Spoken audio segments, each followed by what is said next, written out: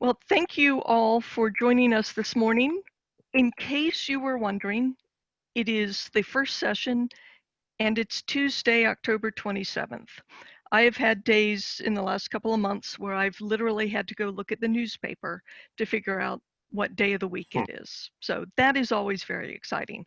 I at least can tell you that it's Tuesday, October 27th, and it's in the morning. So no matter where you're joining us from, here we are. Uh, I am Katherine Spivey.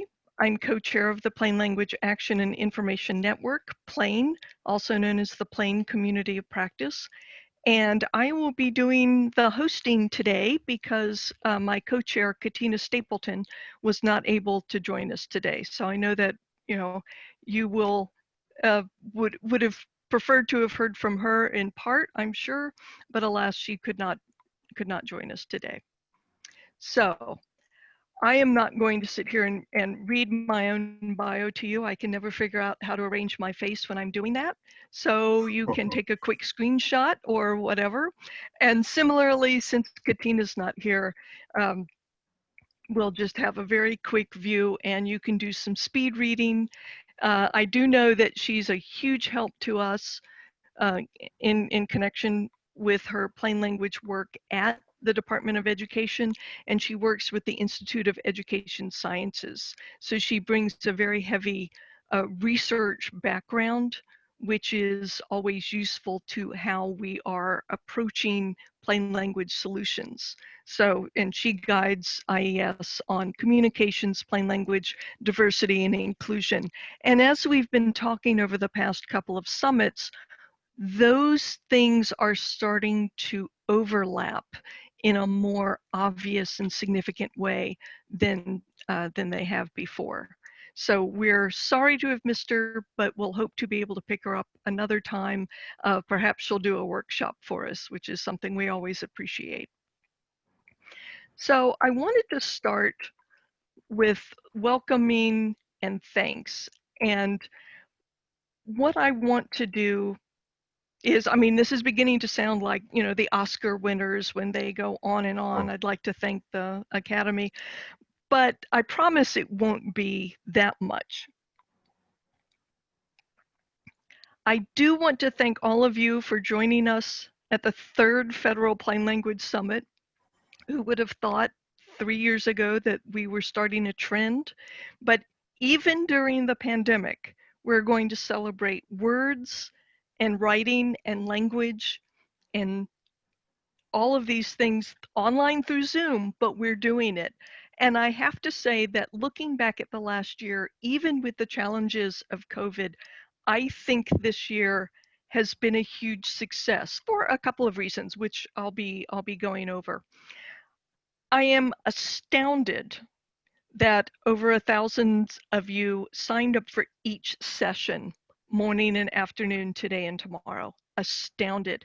We thought a couple years ago that when we had, 400, that we were doing gangbusters. And here we are with 1,000, which to me is part of our success, that people are so interested in plain language, that more and more people are hearing about it. More and more people want to know what it means, how it works, what it does. And as co-chair, people want to volunteer. They want to learn how to be trainers. They want to figure out, how do I get started in plain language? How do I help people at my agency with plain language? And this, all you can imagine, is music to my ears. In fact, the interest is so high, we had to get the super duper Zoom webinar license because we looked at even, just our regular monthly meetings and our huddles, our phone huddles, and we thought, we're never going to be able to keep it down to 300. Never. It's just not going to happen. But now that I come to think about it, I'm not that surprised, because I would say, at a rough estimate, I get 1 request a day to join the plain language community of practice. Once a day. And that includes weekends. I don't know what people are doing, but I'm getting this constant, show that people are interested and want to join and learn from the community. And so, getting back to the Oscar-winning, litany here, I wanted to thank all of you for joining us, for taking time out of your busy, busy days to learn from us. I'd like to thank our speakers in advance for giving us their time and expertise. You have such an intellectual treat in store. I was looking at some of the slides beforehand thinking, wow, I had no idea it could go in this direction. So believe me that all of these, people that I've heard before are bringing us great things.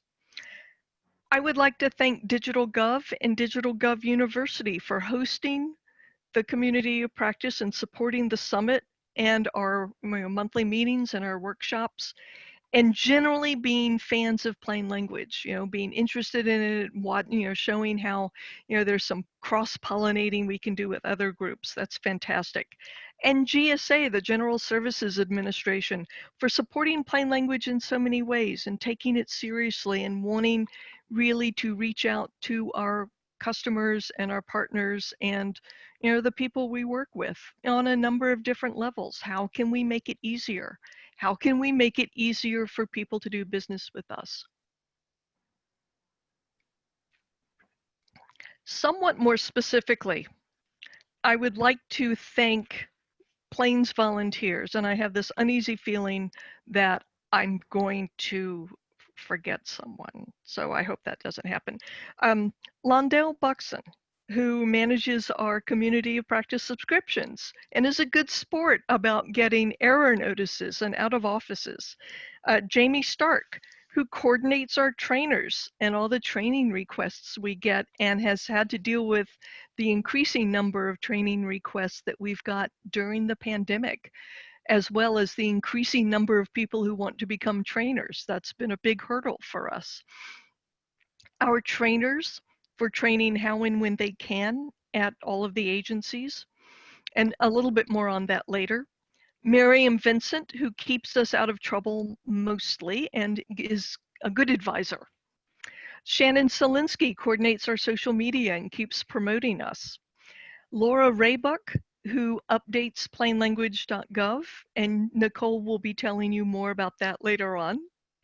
Our many friends and supporters who speak at our meetings and our workshops and send us ideas. And indeed, our community of practice members who share ideas and tips and articles and training opportunities and keep the forward momentum for plain language through the federal government. They are, I would say, except for right here, the often thankless job of pointing out that content could be easier and plainer and more clear to people who don't necessarily want to go through another review, but who say, well, let's see what these plain language edits are going to look like. And there's another side. There's another side to this that I'm not sure how often we see, and it's the people who are needing plain language. One of the things that I get as co-chair is I get all the admin notices, people who email us at plainlanguage.gov and say, what should I do about Medicare? Should I do this or should I do that? And, or I'm having a problem with my Social Security payments, or I don't know what to do at the VA. I've got this form from them and I don't know what to do about it. And we don't have the ability, we can't answer those.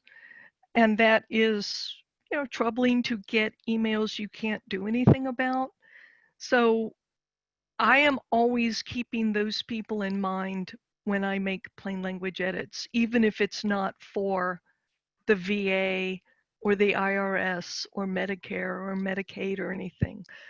What I am able to do, and it seems so little, is to explain essentially why I can't answer their question, but say also, perhaps this web link will help.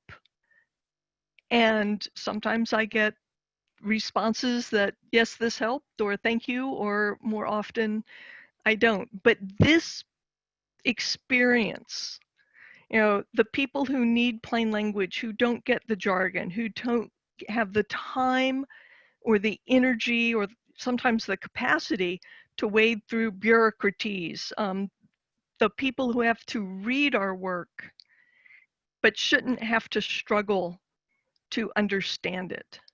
And I keep that face in front of me, figuratively, all the time, because plain language, clear communications is extremely important, and it affects real people. What we do affects real people.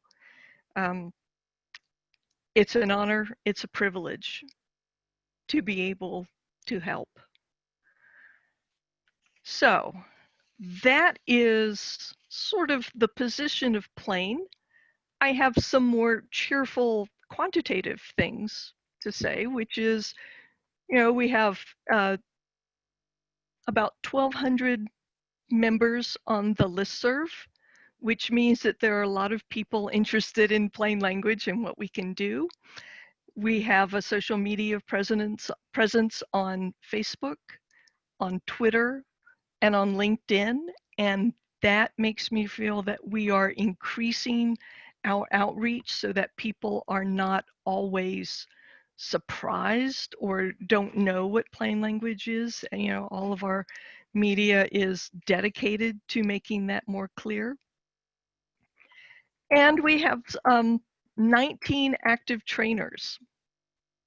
And in fiscal year 2020, we received 26 training requests from 18 federal agencies. And we had people doing training even during COVID, most of them virtual, yes, which meant we had to pivot and try and figure out, and we are still improving. We are certainly looking at that. But as you can see, demand is high for this kind of training, and how to get the beginnings of plain language started in sometimes resistant government agencies. Sometimes we're seeing more and more interest, and as I said, increasing demand. We are now only accepting training requests, and this is a little complicated. We can't go in person, so we will only accept training offers if we have a trainer in the agency. That's a little difficult. Some of us are willing to go to other federal agencies virtually, but this is a hard to schedule time. So, but we're very pleased with all of our trainers, and some people who have really done some incredible things.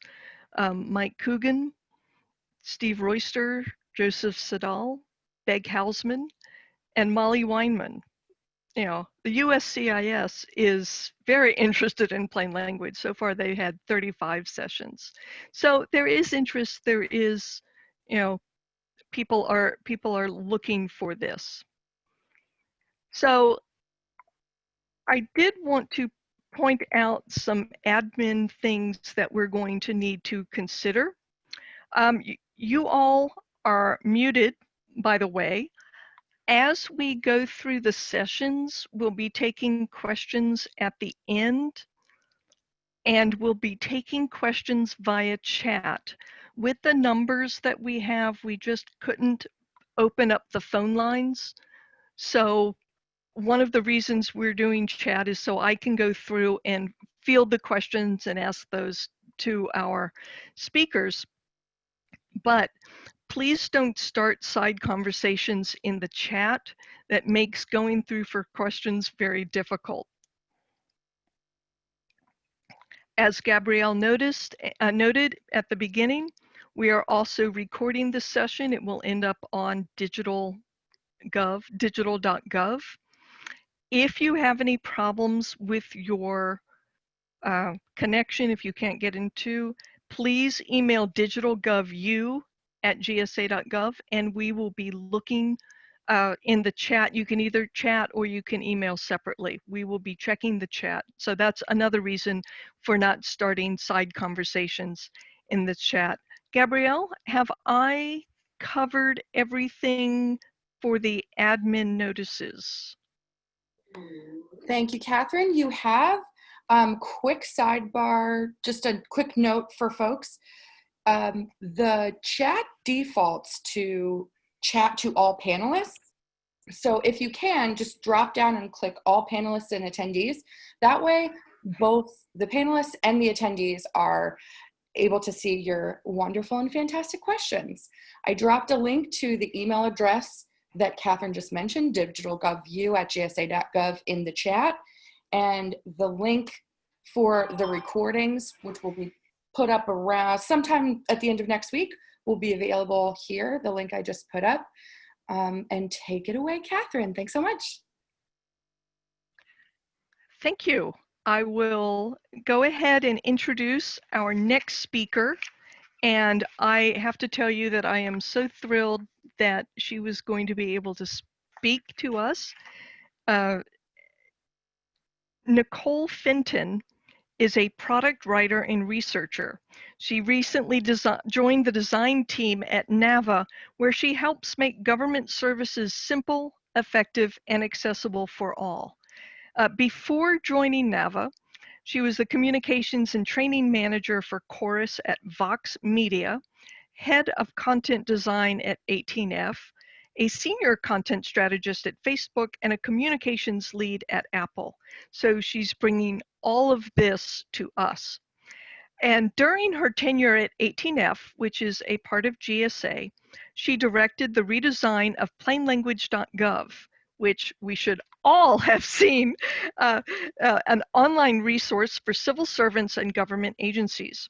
And you can learn more about her approach to developing user-centered products in her book, Nicely Said, Writing for the Web with Style and Purpose. So, Nicole, I'm going to stop sharing, and I am all ears. Great. Thank you so much for that awesome introduction. One small line edit is that I have decided to use they, them pronouns, but it's okay if anyone messes up. So I'm going to do the thing here. You all seeing my slides? Okay. Yes. Perfect. So first of all, I just want to say I'm really inspired to see everyone's agencies and backgrounds in the chat. That was really cool. And I just want to thank Catherine and everyone at Plain for inviting me to speak. And thank you for being here.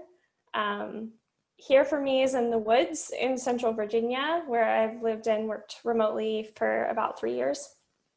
And right now, I'm part of a team at NAVA that's working with the state of Massachusetts on their paid family and medical leave program.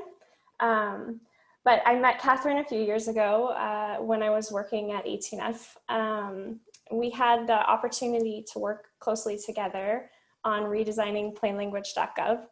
And that's why I'm here to talk to you today. I'm going to talk a little bit about the history of the project.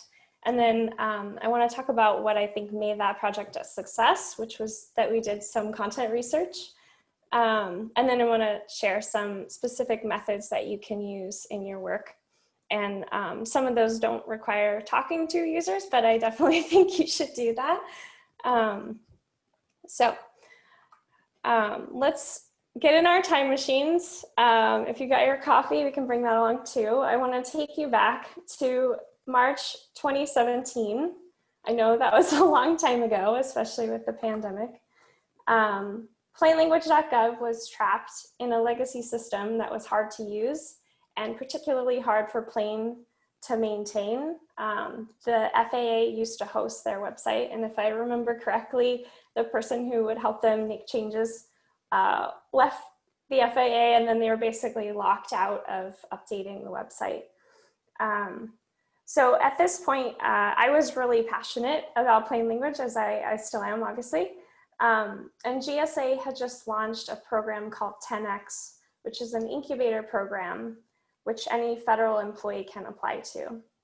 And if you're not familiar with 10X, they fund incremental ideas that improve the public's experience with government. So without talking to Plain or talking to anyone, I decided to throw an idea into the hat.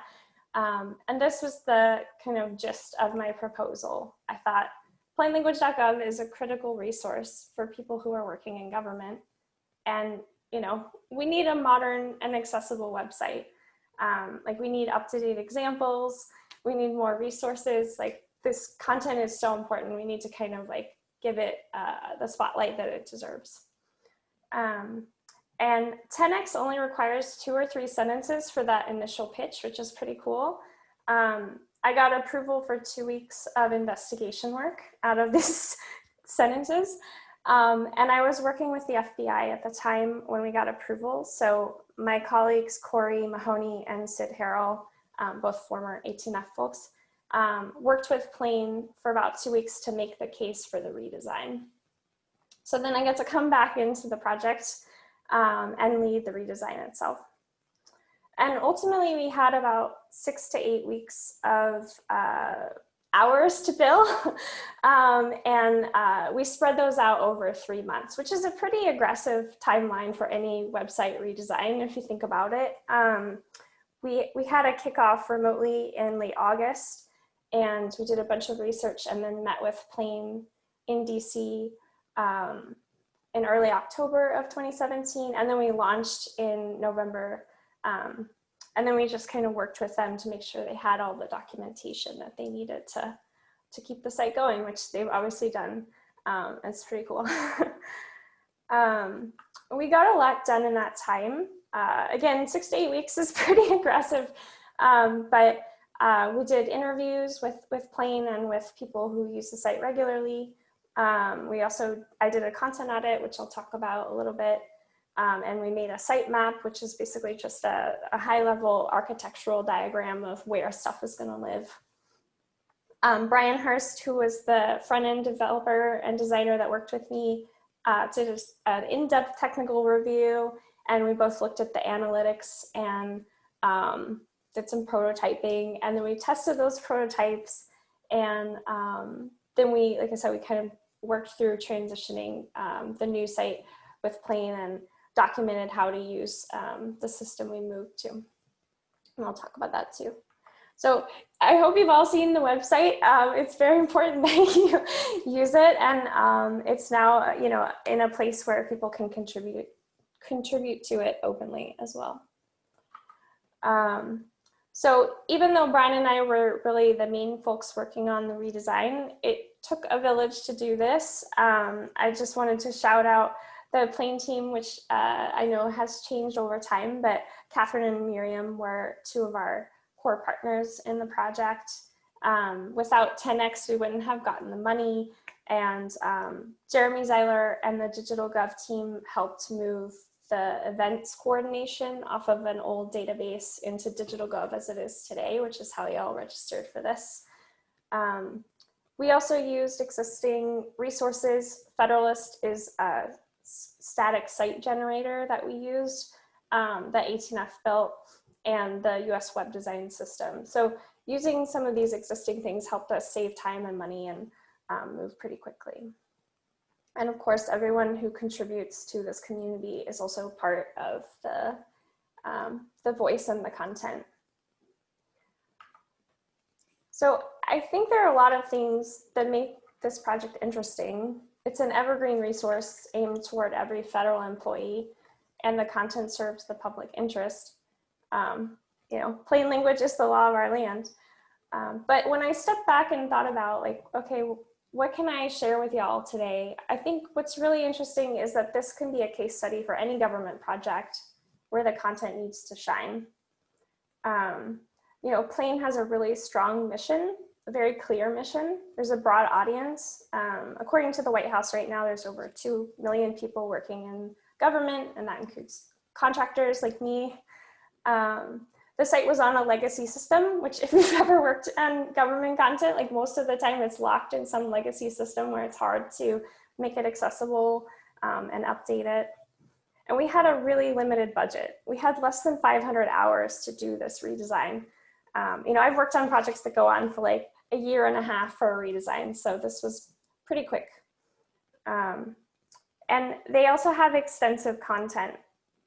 You know, when people ask me about government projects, I think in terms of two modes.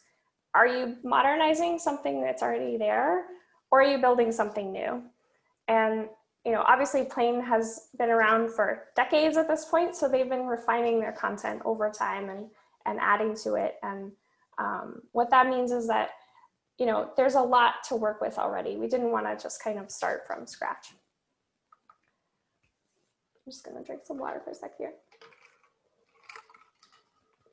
So Plain has a really mature editorial process. You know, they spend a lot of time reviewing government publications, giving feedback to people like you and me, leading workshops and discussions like this, identifying questions that come up in emails and the listserv and events, and working directly with usability experts. And I don't know if y'all know this, but they do all this with no money. The fact that we got to do this redesign was kind of a miracle in my mind, because they don't have a budget. Like, even though plain language is, you know, mandated by law, there's not like specific budget for this. So big shout out to Katherine and team for doing this. It's pretty incredible. So in their case, you know, we didn't need to do a lot of like teaching or editorial strategy. Like, their content was already really strong. We just wanted to repackage it, make it easier to use, and you know, just kind of bring the site up to modern standards. And that's really where research comes in. I think, you know, whether you're modernizing something like we were with Plain or building something new, I've tried to kind of organize my talk into like topics that you can use either way.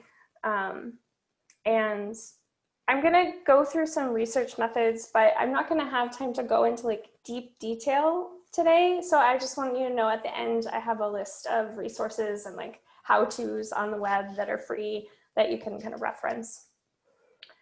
So when we met with Plain, we had some high-level goals, and these came out of our initial conversations. And they also came from that investigation work that Corey and Sid had done before I kind of came into the project.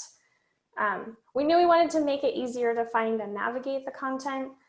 We had also heard from Katherine and Miriam how hard it was for them to update their site.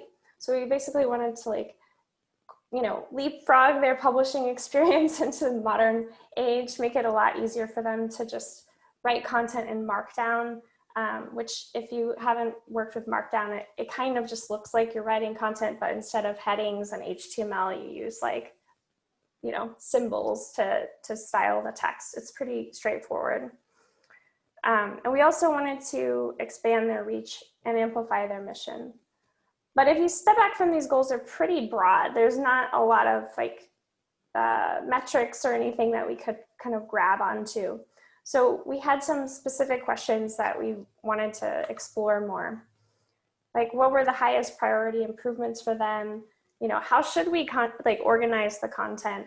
I really wanted to be respectful in this process. Like, this was not my content, but I had kind of like pitched this process, come in to help them. And so I wanted to understand both what they needed, what their priorities were, and what we were hearing from feds and, you know, other folks who were interested in plain language, but having a hard time finding what they wanted on the site. And this kind of brings me to the heart of what I want to talk about today. I may be a web expert, and we may be working with expert content, but we didn't know everything we needed to know to serve our users. What's important is we knew how to find the answers. And that's why we did some user research. I love this quote from Greg Bernstein: "User research brings us closer to the people we serve in order to design better experiences." So when Katherine opened this morning, she was talking about how she keeps a picture of the user in mind. And I do the same thing. I'm always thinking about people that I know, neighbors, you know, old school friends, maybe a grandparent, just people that really actually need help with the things that we're working on. But I also want to challenge you to go further and talk to people and actually check your work and really get their feedback. So from talking with Katherine and Miriam, we knew that people we were trying to reach were writers by necessity. They're not formally trained in writing or usability experts. They're probably wearing multiple hats. This is probably many of you on this call. And writing is just one part of the job. And, you know, I think what's important to think about when we're writing for folks is, are we actually the audience? I was not Plain's primary audience. I have been writing in plain language for many years, and I don't know what other civil servants need to meet the federal mandate. So we can pretend to be the arbiters of plain language, but nobody really knows better than our users. No matter where we worked or how we're trained or who we're writing for, we can't scale effectively without user research. But here's a quote from talking with, I think this was either Katherine or Miriam, but I was really struck by this, knowing that like most of the people that contact Plain are not trained writers like me. They're people who are kind of being forced to write content because it's just part of their department needs or their program. And really, to understand their needs better, we need to bring them into our workflow. So for the Plain Writing Act specifically, which is what you know, kind of gives Plain the power to do things like this, the purpose is to improve the effectiveness and accountability of federal agencies to the public by promoting clear government communication. And I think if we read between the lines of that, we can imagine a government that answers questions clearly and solves problems that affect millions of people and builds trust and accountability. The American people have questions for us, and at best I think we can answer those questions, like how do I stay safe during the pandemic? What's the weather going to be like? There's actually different hurricanes this week from this screenshot. What do I owe, or where's my refund? What is the air quality like near me? Is it safe to go outside? And if I want to speak out about injustice, how can I do that? I think at best, we can meet people's needs, save time and money, and even save lives. And at worst, our content can be confusing or frustrating, costly, dehumanizing, or dangerous. Now, we may talk about our work as upholding a standard. Is it plain or not? Is it useful or not? Does it meet the guidelines or not? But I think content work doesn't really fit neatly into a binary because language and design are inherently subjective. What might work for me may not work for you. And in particular, people with disabilities really just need different things than other people, right? We need to think about everyone while we're writing. So what I want to offer as framing for these content research methods is that plainness is not the ultimate goal. Plainness is a step toward a more understandable, trustworthy, and inclusive government. Our work has to be clear, and yes, I believe it has to be plain, but that doesn't mean just for us, right? That means for hundreds of millions of people. And if we want to get as close to that as we can, we need to test our content and our assumptions along the way. So I'm going to drink some more water and then walk you through some tactics or methods that you can use in your work. And I promise I'll talk about the Paperwork Reduction Act for people who are worried about that.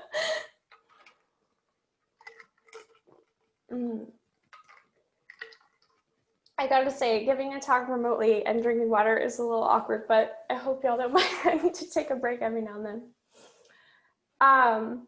So before you start talking to users, it's important to get on the same page internally. And I think, you know, this is obvious, like content strategy work. You need clear goals, but I also think setting clear goals will help you build a foundation for your research questions. You can tie your research questions directly back to those goals and make hypotheses that you can test later. So for Plain, I talked about those kind of higher level goals of making things easier to use, easier to manage, also just helping reach more people. But we really needed to dig deeper to understand their long-term vision. like what did they want to accomplish in the next few years. From that, we heard about training, particularly as an important need. We really wanted to highlight training as an opportunity and also something that folks can volunteer to kind of become trainers within their agency. And how do they see their community growing and evolving over time? Again, this is so exciting to see all of y'all in the chat. So I feel like, we've had a lot of success there, but also, something kind of pretty practical, like how can we make this redesign last until the next one? Because again, Plain doesn't have a budget. So if the site needed to last for 10 years, we really wanted to set them up for success in that way. So one of the ways that I like to get on the same page internally about goals is to make a simple Mad Libs exercise. And you can do this in a Google form or on a worksheet if you happen to be able to see each other, or you could have people print it off and take pictures, for example. There's a bunch of different ways to do this. Sarah Wachter-Betcher has a great post online called Content Mad Libs, which is like, it has good SEO, so you'll find it, where she walks you through the process. But for Plain, we brought this to the design workshop and we did this in person. And then I kind of took it back and synthesized the answers. What I like about this is it's kind of like a lightweight survey. It gets people thinking about the content, and it also helps us find common ground or places where people use different words to mean similar things, which is really important when you're starting to understand like deeper goals and needs. So from here, you can synthesize this or summarize it into a short like strategy statement. And I have an example from my current project with Massachusetts. I'm working on their notification strategy for, sending out emails and connecting people to a website, getting them to the right place. And so this is just a quick example. What I like about this is that I can also take this and test it. I can actually test, like, is the content actionable? Is it relevant? Is it consistent with mass.gov? So, this work lines right up with setting you up for good research later and highlights areas for future testing. So from here, I really recommend talking to users. Interviews are a core part of content research, but I find them to be extremely helpful for really listening to people's needs and experiences in their own words. And I like to bring those words right into the process so that people's voices are represented. For Plain, we did some prototyping where we showed people early designs of the website, and then we kind of got their feedback on those. And this example was from our first usability testing sprint. Sprint is just tech jargon for like two weeks of work. So in this case, I was showing two quotes where people were a little confused about the difference between the content about the law and the requirements around plain language and the guidelines that Plain has put together. So it's pretty clear we needed to change one of the navigation labels just because several people were commenting on that. Instead of synthesizing this information into like a business requirement or a design requirement, I really like to put people's voices at the center of the process.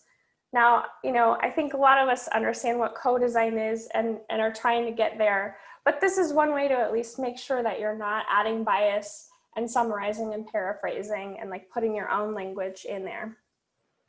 And we did this with other examples, but I just kind of wanted to show that. One other reason that I think this is important is it can help you, teach other people on your team how users are talking about and thinking about your service. And, sometimes we get so bogged down in our own internal jargon, even if we're not putting it in the content, that it's still affecting the content. So I promised I would talk about the Paperwork Reduction Act. I'm sure many of you are concerned about, well, how can I do research with the Paperwork Reduction Act? And I just want to say that 18F partnered with the Office of Management and Budget to put this incredible resource together to show you how you can talk to members of the public without breaking the law. In short, we kind of recommend using loosely structured conversations where you're showing things, getting feedback, not using a script, not using like a big survey, because if it's a big survey, you are going to have to think about the PRA. And again, I'm going to put all of these links in my slides, and I will share those too. So now that you have a clearer sense of purpose and you've talked to your users, hopefully it's time to roll up your sleeves and dig into the content. Now, if you've never done the content audit, but you've ever talked to a content strategist, you know that content audits are the big thing for content research as a start. Like, we really recommend understanding what you have before you do anything else. And I really love this piece by Lisa Maria Marquis. She got married since this was published, in A List Apart. This is gonna tell you how to do it well. She's brilliant. But I just want to add a couple of things for civil servants, because I think, you know, content auditing is different in government. Like, we're just working at a scale that's very different than most projects. Here's a little peek at the audit that we did for Plain. I don't remember how many lines it was. Unfortunately, I don't work for GSA anymore, so I don't have access to this file, but you can see that we organized everything around topics and subtopics. And as we migrated things over and like got them into fresh semantic markdown and HTML, you know, I marked off that I had edited them and that they were kind of like ready to go. So here's some of my tips. You don't need to audit everything at once. Like, really, you don't. I'm giving you full permission to punt on things, to put things off. What you want to think about is, what are your priorities right now, and frame your audit around that. So, you know, we're in a pandemic. Obviously, coronavirus is on everyone's mind. If you're working in the medical field, for example, you might want to focus on things with that lens. Or people needing benefits, right? You want to get a full snapshot of the data. So get everything if you can, but then narrow your focus. So what I like to do is reach out to an engineer or an IT manager and ask them if they can scrape the data. This is like engineering code for, please get me all the URLs and page titles, so I don't have to do that by hand. It probably takes them less than 30 minutes to do this. It's going to save your brain so you can focus on the content. Because really, content auditing is like equals brain fries. Like, you need the headspace. And then you want to frame the audit around top tasks and topics that your users are asking about right now. And that means that you need to have a pulse on what that is. Top tasks might include things like learning about the program, applying for benefits, or checking the status of a claim, for example, maybe updating an address. You want to map your content up with those top tasks to find gaps and opportunities. So for Plain, we knew that training was a big thing they wanted to highlight, and they actually just didn't have that much of a landing page at the time when we were working together. So we knew we wanted to flesh out that training content, say a little bit more, make sure all of the existing content was together, and make it a little clearer how to get involved or request training. NABA has a really great guide on the web about making a service blueprint. This is like a big diagram of your entire service. And that can help you kind of find content opportunities. If you have the time to do that spreadsheet work and then say, okay, well, what do people need at this point in the process? Like, what do we want to tell them? What do we want to like instruct them not to do? All of those things. So really focusing on the bigger strategy, the bigger priorities, instead of like, let's comprehensively look at every single thing on the site. One other thing that can help you with that is if you have analytics. A lot of government sites do, which is great. And then you can kind of see like, what are the 5 or 10 or 20 pages that people are visiting the most. And if you read through those, you're gonna find rewrites, you're gonna find overlapping content. I think sometimes what happens when people phase out old content or duplicate content is they forget to redirect the page. So make sure you do that. That's gonna help search engines and people get to the right place. And I like to map the redirects right in the same spreadsheet. I didn't show that here. I usually do it in a separate tab. So like, let's say if this I don't know, the Army regulations page was a duplicate page, I would just move that whole line to a different spreadsheet and then map the URL I'm going to redirect to. Okay. So from here, you can make a sitemap. It doesn't have to look this way. It could just be a sketch. It could be sticky notes on your wall, whatever, you know, whatever you have time for. But you basically want to have a sense of where is everything going to live. And now it's time to really test things. So I think it's helpful to try to do at least 2 tests every project on the content. Now, I know everyone has like budget constraints, so I just want to say, like, I understand this may not be possible. On Plain, we did usability testing and a tree test, and then we ended up doing what's called a preference test, which I'll show you in a second. There's also frameworks for like A/B testing, close testing. There's a whole bunch of ways to test your content. Sometimes I just like to like have people print things off and tell me what they think of them and like read them twice. Josh Tong has a great roundup on this, so I'm not going to go through all of the like different ways and hows to do it, but check out that post. It's a great roundup, and it actually has like links to some other government posts as well. It's kind of like a good rabbit hole to go into. So for Plain, we started with prototype testing, and we showed users some early designs just to kind of get their overall feedback on the structure, the content organization, the design direction. You know, if your site's already live, this is called usability testing. And then we did what's called a tree test with Optimal Workshop. If you work for GSA, I believe there's a license for this, just pro tip.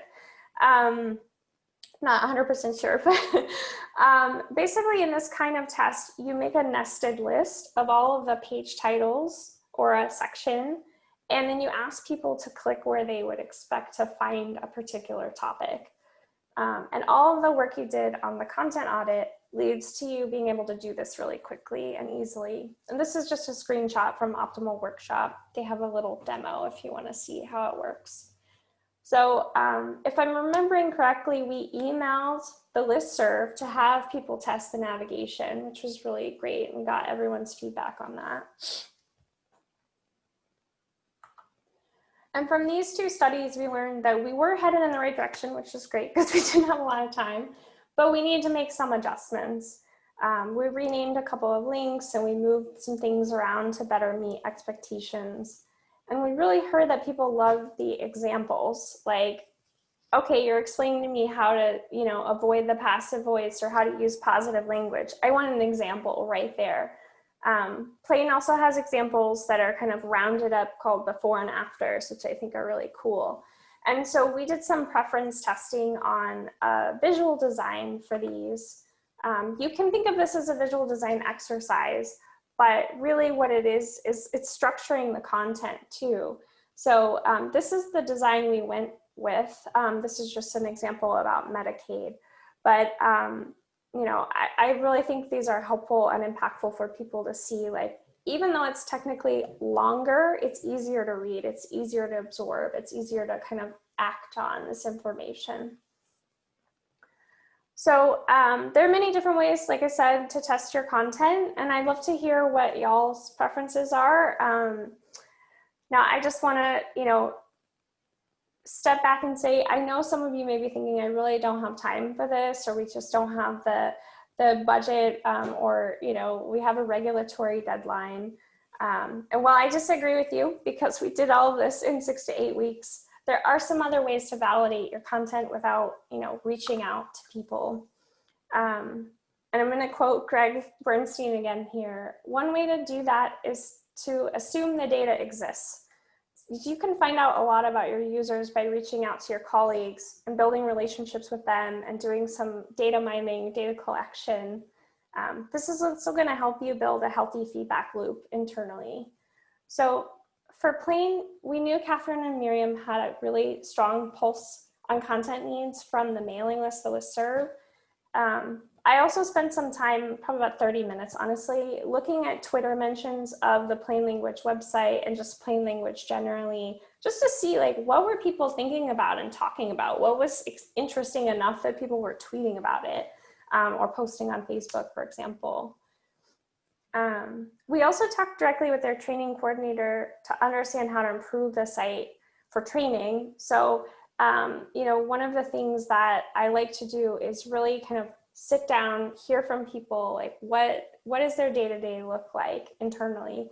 You know, in the research field, we call this contextual inquiry or ethnography. But really what it means is like sitting with someone, whether that's remotely or in person, shadowing them, seeing how their day goes and what kind of questions they get all the time. You know, on bigger projects, I try to do this with call center agents, understand like, what are the things that honestly we could put on the website and save them 10 calls a day, for example. So all of these things will help you think about the process your users are experiencing and shape the content around their needs. And of course, if you have like bug reports, that kind of stuff.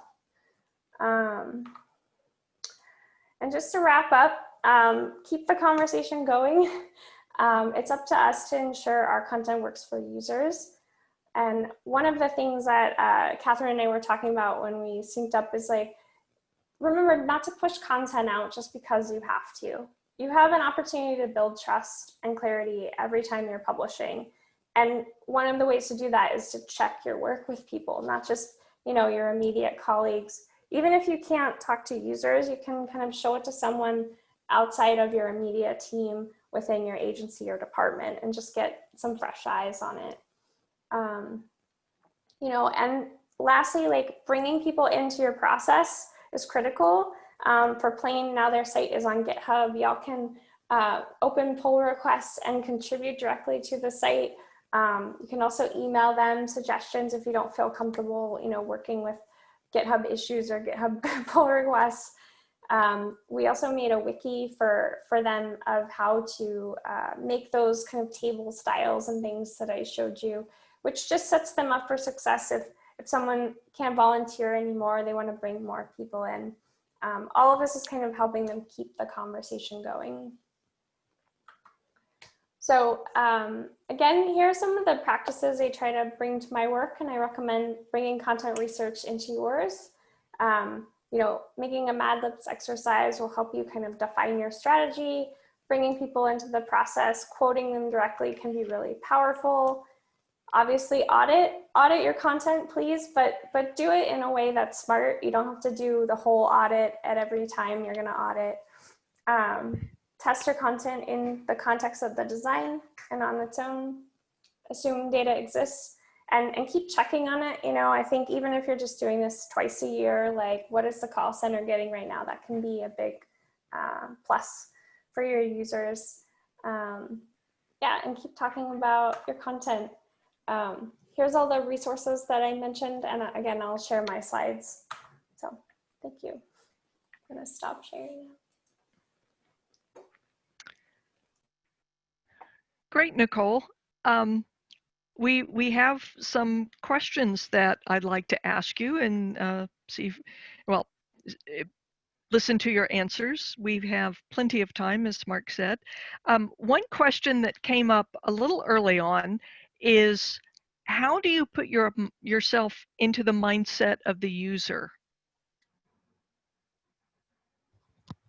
Yeah, I think to start, like I really do try to look at the data that we have. Like, what do we know people are asking about? I think that comes from my call center background. Like my first job out of college was like answering the phones for AT&T and Apple. And then, you know, so I just come from that kind of like contact center mentality of we can save people headaches and we can save time and money by actually answering people's questions.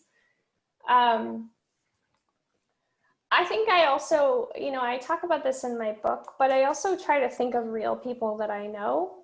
And what that means is like remembering that they're not representative of everyone, but they might help me as a writer get into the mindset of like, okay, who am I talking to? And then I can expand on that draft and revise it and check it.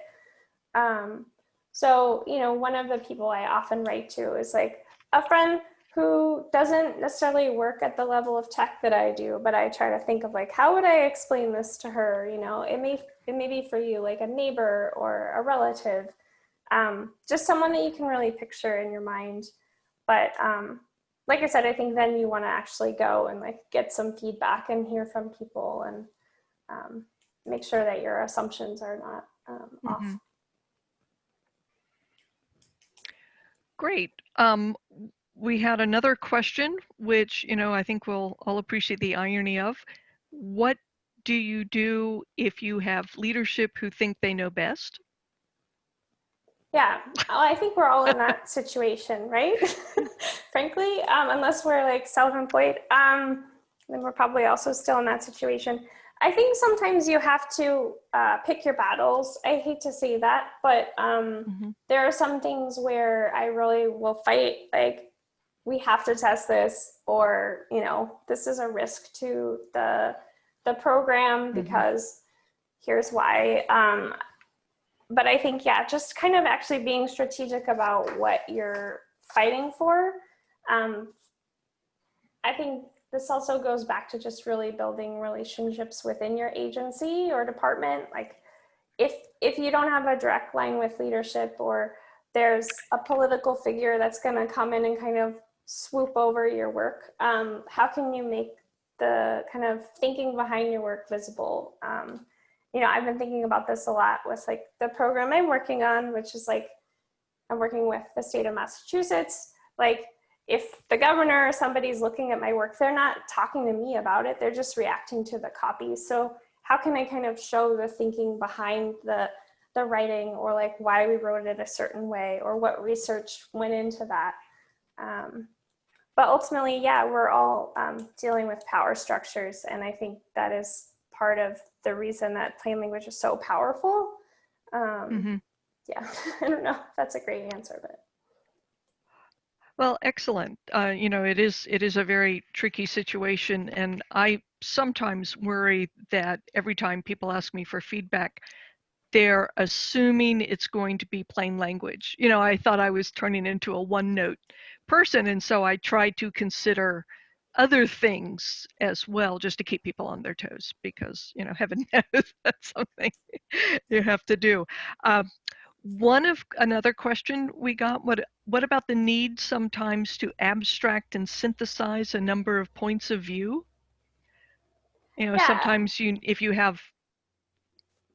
Sorry, yeah, I saw someone's question about this. I'm definitely not saying you shouldn't do synthesis. What I like to do is round quotes up under a theme, right? And so I think like just not losing the fact that your user said something specific, like I think that's really powerful. Even in my last job, I was the comms manager for a publishing platform, and like we would get bug reports from users, and I would bring those quotes into the bug ticket, to just say like, here's what people are saying directly. It's a lot more powerful with a product manager, a program manager, or an engineer to say like, this is what we're hearing from the public, for example. But that doesn't mean you shouldn't synthesize that into a larger need or user story or theme. I just don't recommend like forgetting the user's voice in that. Does that make sense? One of the have you used? Oh, go ahead. Oh, I was just going to say, like, one of the ways I like to do this is like in a research report or a research deck, you still have your kind of like high level summary of what needs to happen, but then you walk people through the data, and the data is like direct quotes is my recommendation. But sometimes you know, it's better to like have a picture or whatever. Go ahead, sorry. Well, and sometimes people don't like getting stuck in too much research. Have you tried the CLOSE test, and that's CLOZE, for testing content comprehension? I have not, and as someone with an invisible disability, I have like objections to like reading levels, like assuming there's like a reading level, but that's just like a personal thing. I have not done that kind of test, but I would love to hear more from people who have.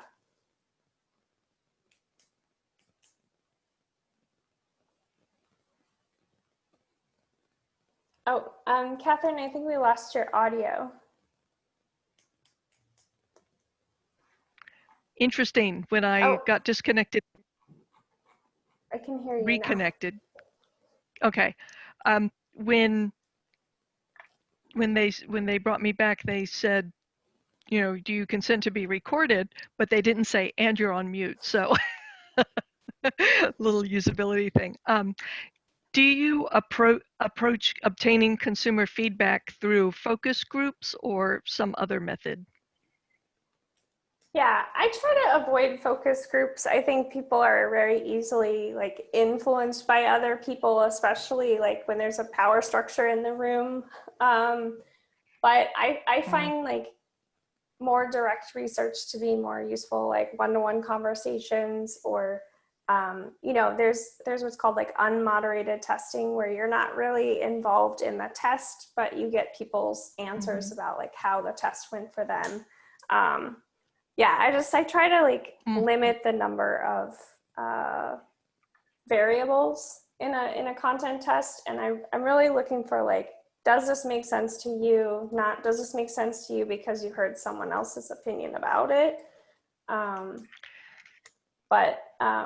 You know, I think sometimes a focus group can be useful for building community or building consensus. Like, I think that's less of a focus group and more of like, you know, hey, here's what we're going to be doing. Do you have any thoughts about that? That's just like a discussion. I think it's like different than like, we decided to make this car, are you going to buy it? You know?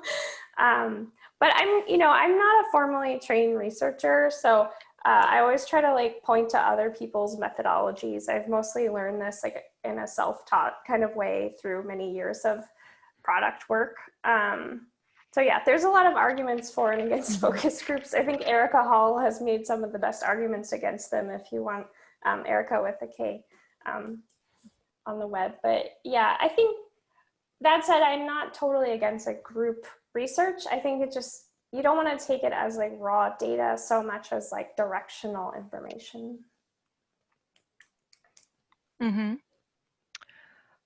Great. I think that may be all the questions we have time for right now. There was some questions about readability formulas, if you wanted to, you know, the objection to reading levels and readability formulas, which plain language shares. We think it's a good tool to point out, but generally writing to grade levels does not necessarily solve the problem of being understandable or you know, even clear. So there's a lot of difficulty with readability formulas, although I see why they are attractive. I have used them as a tool, but at some point you have to, you know, sort of ignore that. So is there anything else you would like to leave us with after your beautifully presented article in history?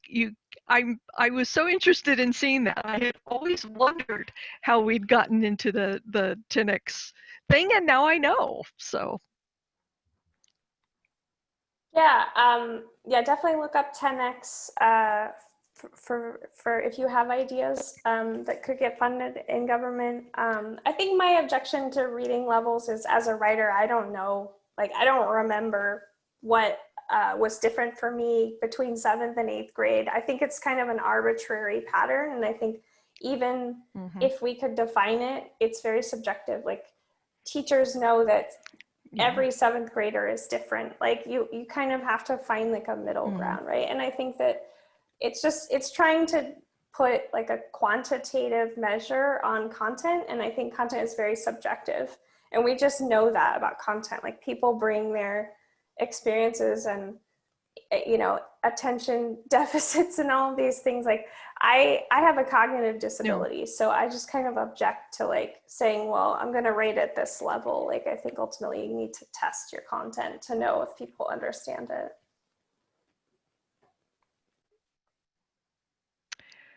well, thank you. I've seen and will be forwarding to you, just so you know, the fantastic thank yous and delightful presentations. So thank you so much.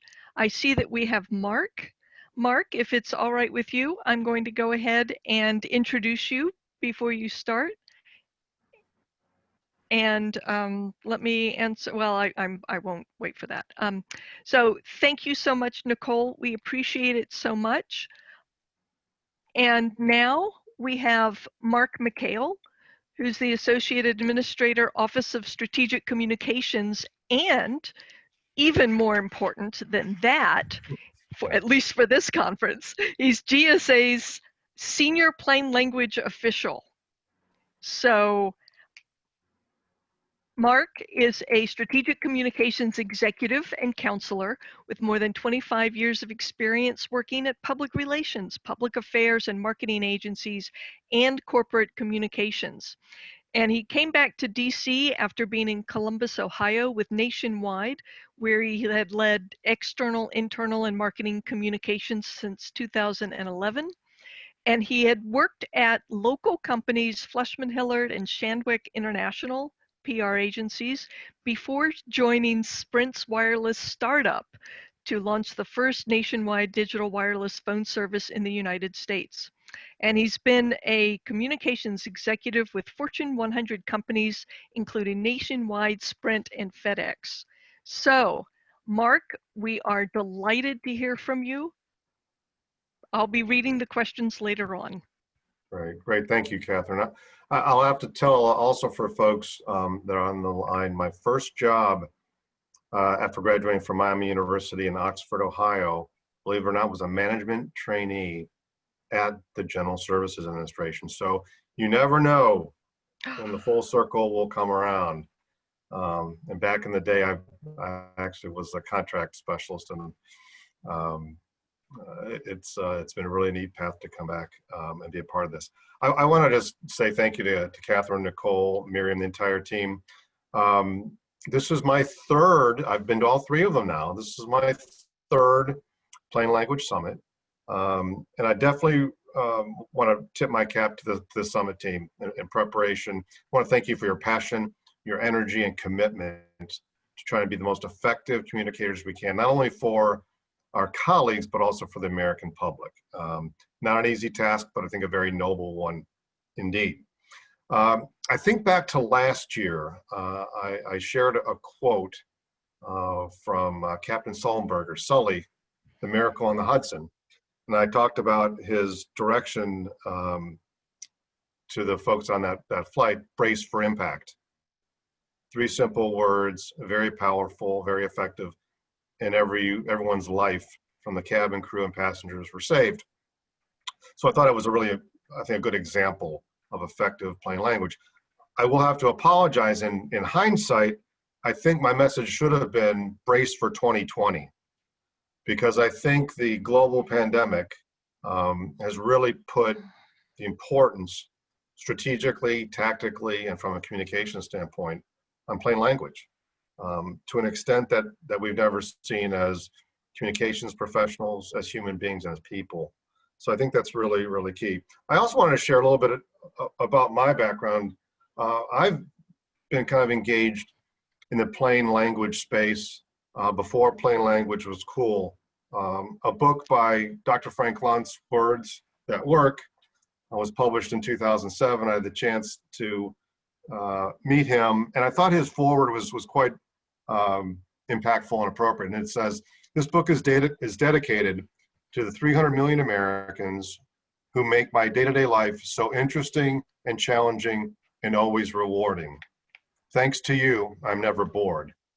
And I think that's important because we're, as communications professionals and communications leads, we're always trying to find that most effective, that most cogent, and the most impactful communications to our audiences, be it internal, external, or across social media. So I think that's kind of our collective goal as communicators, to be as effective as we can be. I often remember what's the difference between communications and effective communications? They're not the same. 99% of communicators may not be as effective as they think they are. They may be communicating, but it may not be effective. And I think plain language helps us try and be as effective as we can be. I also want to take a look, what a difference a year makes. And we talked about, kind of my kickoff on Sully. We've got some new everyday words that have entered our vernacular. N95 masks. If somebody would have asked me for $1 million, tell me what that means last October, I think that $1 million would not be in my bank account. Social distancing, right? That's become part of the lexicon. Hand sanitizer, not hand sanitizers. It's a singular word. I need a box of hand sanitizer is an interesting one. PPE, in a world and a federal government full of acronyms, there's a new one that most of us didn't know 12 months ago. And I think, like it was referenced earlier with Nicole, every day feels like Blur's Day. We're on these video calls and Zoom and Google Meets. Those words, if used this time last year, would have had a lot of confusion. Today, it's a part of our everyday language. So again, I think, plain language, again, has a heightened level of awareness and importance this year. Internal communications has been the driver from an agency perspective, particularly for general services. As many of you know, we're responsible for more than 9,000 properties and buildings across the federal government, more than 2 million federal employees, as was mentioned earlier by Nicole.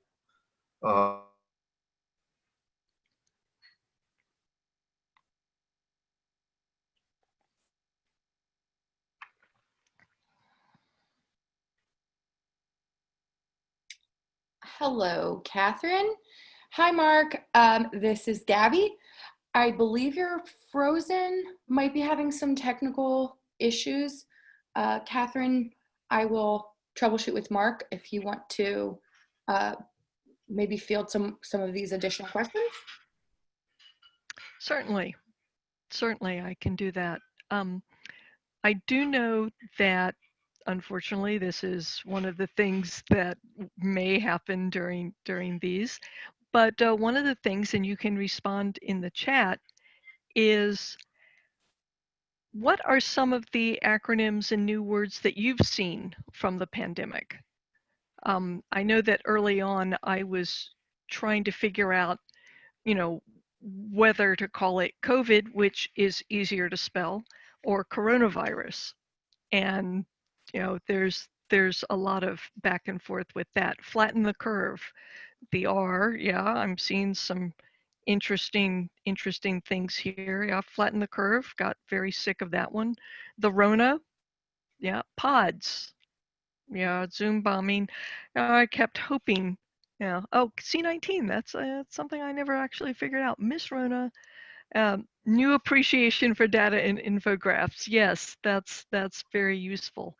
Oh, and someone was asked to use, instead of pandemic, use public health emergency. It's really interesting that, we get, yeah, unprecedented. I know that I was in a group who kept using unprecedented, and I asked when we were going to start getting back to the precedented, which did not happen. And, it's very interesting how someone has just mentioned the AP style guide, which can be very, very useful. But then people use what they want to use. I mean, it's an interesting distance learning. Somebody said, we're in this together. I know that, oh yes, zooming as a verb. We were doing a lot of that. What I learned about myself in communication is that I have a relatively low tolerance for repetition. And I just start scanning over things that I see all the time. We're in this together. Zoop, I go right over it. Unprecedented times. In these uncertain times is another thing. So, yes. And the point about you always want to reach your reader where they are. So the best terms might be what that particular community uses, which gets us back to Nicole's point about research and finding out, you know. And, you know, one of the things I learned is I try very hard not to go into rabbit holes, you know, research rabbit holes. And so, you know, I was very deliberately and consistently uh, limiting my information to certain audiences. You know, that's what I was looking for, and it has certainly revealed something I didn't know about. Well, I mean, I knew of it as an issue. I didn't know how bad it was, but the whole question of, and this is three different things, but health literacy, medical literacy, scientific literacy, and also the whole problem with data visualization, that the terms itself has to be clear. So yes, document literacy, numeracy, and that I thought really reaffirmed my belief that plain language could help solve some of those problems. Not the numeracy, maybe. You have to, as I think of it, fight math with math, but that there was certainly a level of skill and that the wording mattered. It really does matter what words you use. Like, I ended up doing plain language reviews for a lot of internal FAQs. And, you know, I was, you know, plain, and plainlanguage.gov has traditionally come out against using, you know, should or shall. You know, it's legally meaningless. It's not enforceable. There are a number of issues with it. And so I was trying to say, when we get that, when we get that particular thing, you know, these issues, then we need to really put them in a way that will work for people. You know, if you're giving instructions, if you're saying do stuff, you can't really mess around. And so I was saying, put it in the command voice. You know, like, if you come to work, you know, wear a mask, practice physical distancing, or whatever the term is. There's, you know, all those things. And they kept saying, no, we're not making this really, you know, it's not really a rule. So, I mean, there's a lot of emergency editing going on, as you can imagine. Yes, and, you know, the whole using must. Every time I get into the elevator in my condo, they have a new mask infographic, and I am, unsurprisingly, editing it mentally. And you're thinking, oh, nope, that doesn't work. Or why did they suddenly switch the order from right to left? Or is the issue, and this is me thinking, is the issue that people don't want to do something, or they don't know what to do? You know, this is, you know, you have to ask, or, you know, do people know what masks should do, or are they purposely saying they don't understand, or do they honestly not understand? So, I mean, that's a very real difficulty of dealing with any kind of communication. And sometimes the words and the sentence structure and the organization, yes. Someone just put in the chat, being an editor actually makes it impossible to read anything because of all the poorly written material in life. Yes, it is impossible to turn off that eye. It is really difficult. I do know that many years ago, far past the statute of limitations, I went down and fixed an apostrophe after dark. I took a marker down and I fixed it because it was a misplaced apostrophe. And, you know, it was just bugging me because, as you point out, the editorial eye, the proofreader's eye, very difficult to turn off. But it's how do we see, okay, I have something, notice how the federal notices of funding opportunities are written. I'm sorry, I don't know anything about that. I can try and find out about that, but I don't know that. Yes. So I am not in any way saying that we should all get together and do some editing, after dark editing. So we are still trying to get Mark on, but you know, it's difficult because one of the previous questions was, what do you do if your leaders think they know best? And you know, and part of the answer, and this was very sensible, was you have to pick your battles, but you also have to in the interest of saving your own sanity, which is always a thing.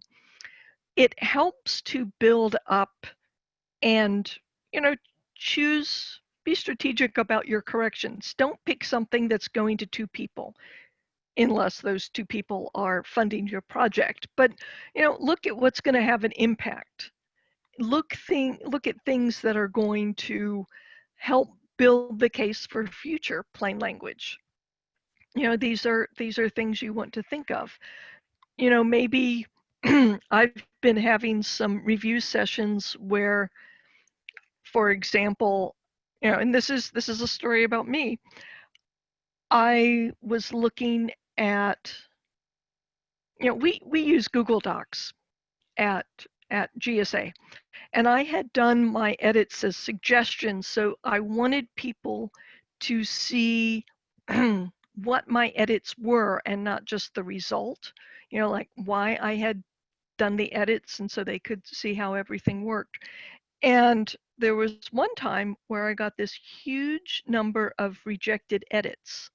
Well, mentally, I was looking at that and thinking, why did they give it to me for review if they weren't willing to make what I considered like really copy editing? It wasn't necessarily plain language, but it was making content tighter. It was moving, you know, making long paragraphs shorter. It was adding a header, things like that. And so sometimes in that negotiation of editor and proofreader, you can work out, why did you give this to me if you weren't going to accept any of my changes? And I'm not saying that there should be a ratio, you know, you should have a like a 5-to-1 ratio of accepted versus rejected, but you know, it does help sometimes to ask, why are you sending this to me?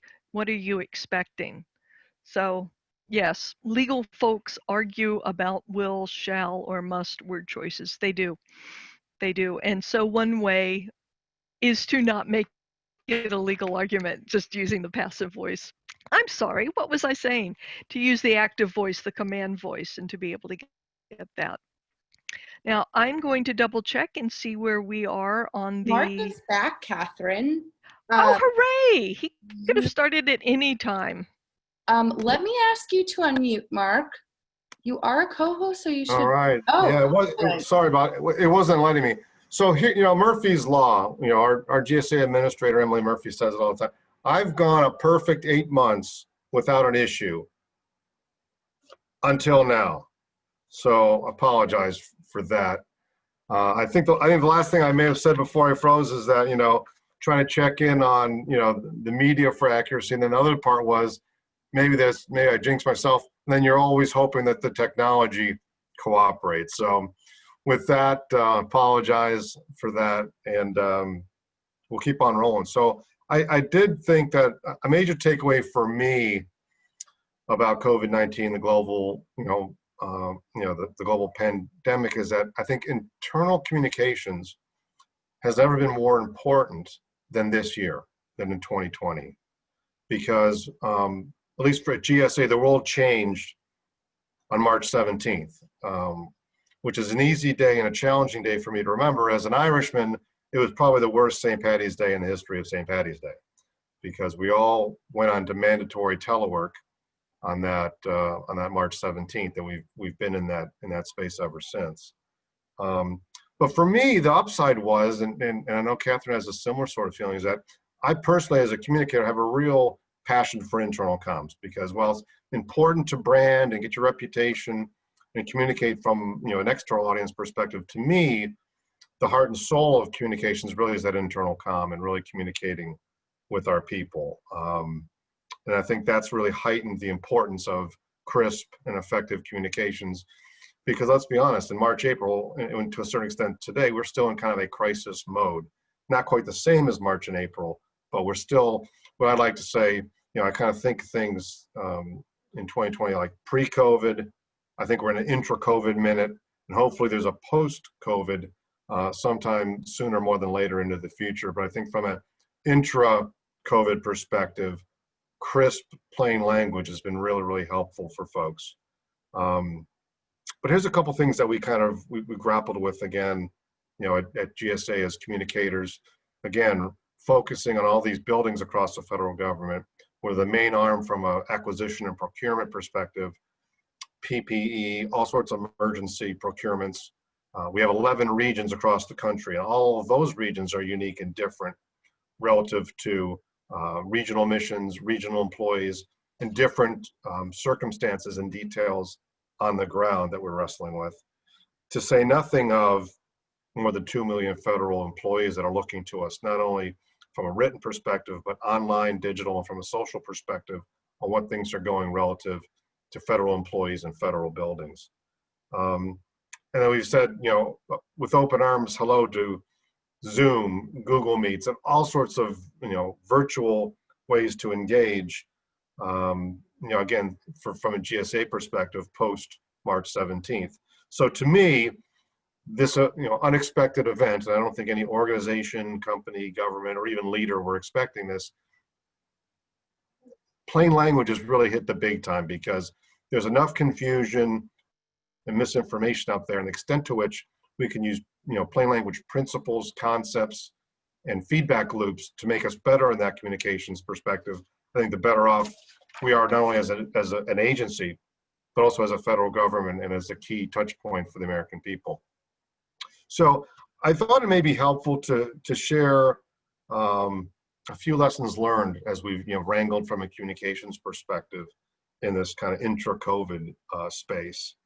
And I'm going to share four things that jump out to me. And one is something that we've done at GSA, is that we really have focused very directly on putting people first. Sharing what we know when we can, as quickly as we can, but most importantly, as accurately as we can, with the data points and the information we get from our partners at CDC, HHS, and across the federal government. A lot of those folks, given our mission, look to us for that, and we were effectively able to create those communications, be it infographics, be it our webpage, some of the websites that we put together, as well as the FAQs that we not only made available for GSA, but across the federal government and to the American people. Putting people first was kind of our number one lens to look through. And trying to use as simple and crisp and as least amount of jargon and acronyms as we can. Not only is it confusing to our partners and employees across the federal government, it's equally as confusing for the American public. So we want to keep that perspective and that kind of end user and recipient perspective in our communications. And then the use of visuals, right? Infographics can be a super effective way to talk about scope and scale, important messaging, things to do, things not to do, and really using visual communications to support the written and vice versa. Again, an important way as people quickly get into that, visual mindset, picking and choosing, where their eyes are drawn towards, and having effective infographics has been super important. We've done, I think, more videos and more internal communications. I was talking with a regional commissioner in the Midwest for GSA, and she said, I think, the Office of Strategic Communications at GSA has done 3 years of communications over the last 8 months. And I'd have to agree with her, because not only is it the need to stay connected with your people, the need to stay connected with your leadership, but when you've got 11 regions and a central office, the amount of communications, not only from the administrator's office, but also from our regional leaders, has never been more important. So it's been a 24/7 exercise, and I think our agency employees and others have been really appreciative of that. But it's been a 24/7 exercise, and it continues today. And I think one of the things we've counseled as a communications team to our leaders is to do a couple things within this arc, of COVID-19. And one is, in your communications, be human. No one's a robot. No one is, working 24 hours a day, even though we've gone from teleworking at home to bringing our office now at home.